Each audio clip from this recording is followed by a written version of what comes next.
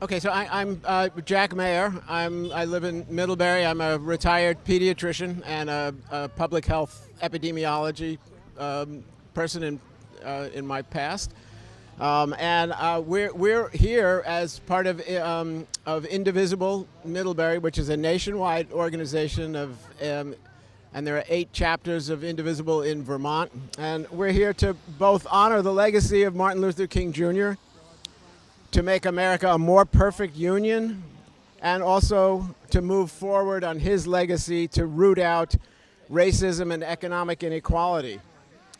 We're gathered here today to protect, among other things, to voice our strong support for protecting women's access to reproductive health care, to keep our air and water safe and reverse climate change, to protect public health based on science, to strengthen the safety net of social services for struggling families, to protect Medicaid, Medicare, and Social Security, to insist that the rich pay their fair share of taxes instead of getting another tax cut that will only benefit the rich and that we will all eventually pay for,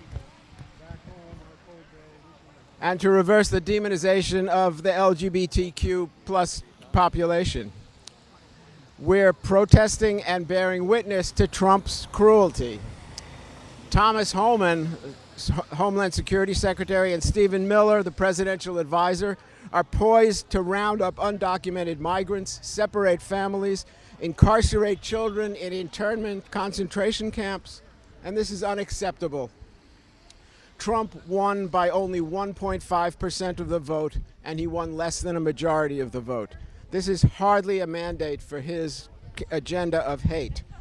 We are the loyal opposition. Democracy is at risk.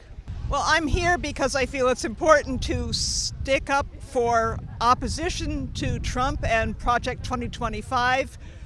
We're here supporting our democracy. We're here saying stick together, don't let ourselves get divided, and affirm our common humanity, and make everything we do count.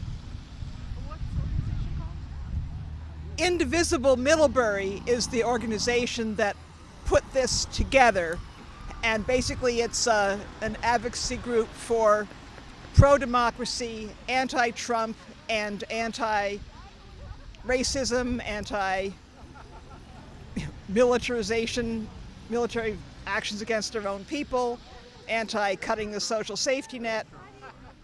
You get the picture. Okay, well, the main thing that brought me out here today was my concern about the fate of migrants in the country. We're all immigrants to this country except for the Native Americans. And for us to start deporting people who have come here to try to save their lives or save their families or to live a better life, I think is the ultimate injustice. And I believe that we should accept the migrants, accept the strangers, as Jesus told us to do, and welcome them, rather than driving them out, deporting them, trying to make their lives miserable. I have a number of friends who are immigrants to this country, and they work hard every day, and they add a great deal to this country. And we need more immigration, not less.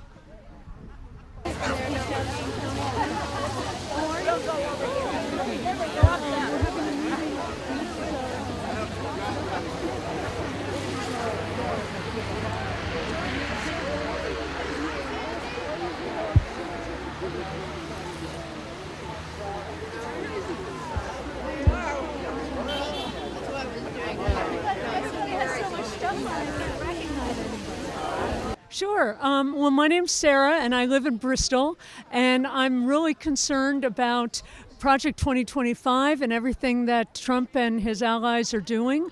I'm very concerned about local issues, how how their plans will affect us locally. I'm afraid for our neighbors who work in the farms. I'm concerned about homeless people.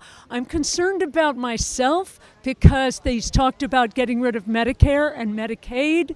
I'm also concerned about our healthcare system. By coming out here today while he's being inaugurated, we're saying we need to be aware, we need to be together, and there's many organizations that are involved out here today.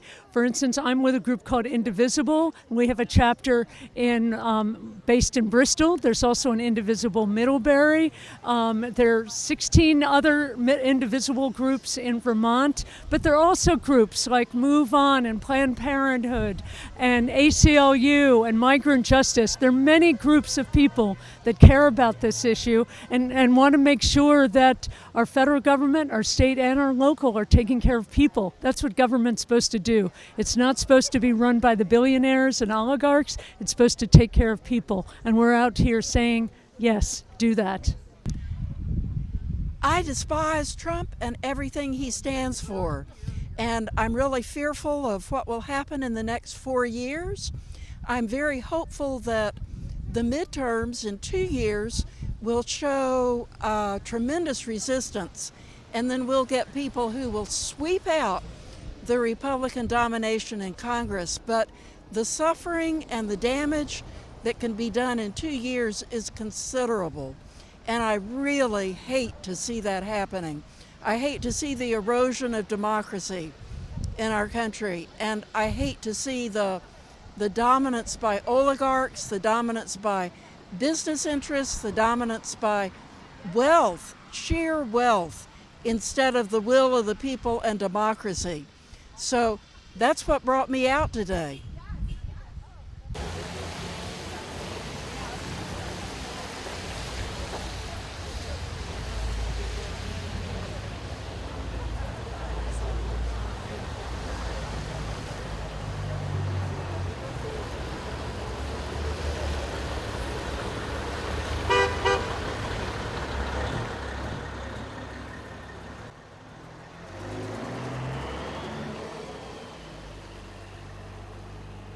I'm very concerned about the trend in our country toward authoritarian government and oligarchy. And I see some things happening in other countries around the world, like Hungary, and the rise of the AfD party in Germany. And it seems like it's a worldwide movement away from democracy, away from human rights, away from concern about the poor. And so I feel I need to witness to my concern about that. Not sure how much difference a gathering like this makes, other than to let the world know that some of us are not happy with the direction that things are moving, that seem to be moving in this country. And I think the next 4 years are going to be very difficult and challenging for those of us who are committed to the environment and to human rights and to social equality. Well, I'm one of the 4 or 5 people who started up an Indivisible group here in Middlebury. It's a national grassroots organization with chapters all over the country, and we want to protect our democracy and keep people safe, homeless people, immigrants, and do whatever we can. So Indivisible sends out bulletins about things that we can do, things we can call our senators and representatives about. We're geared up to act on a local, a state, and a national level as things come up that should be addressed.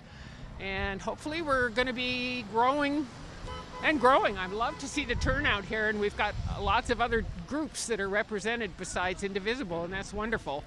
Shall be all right. We shall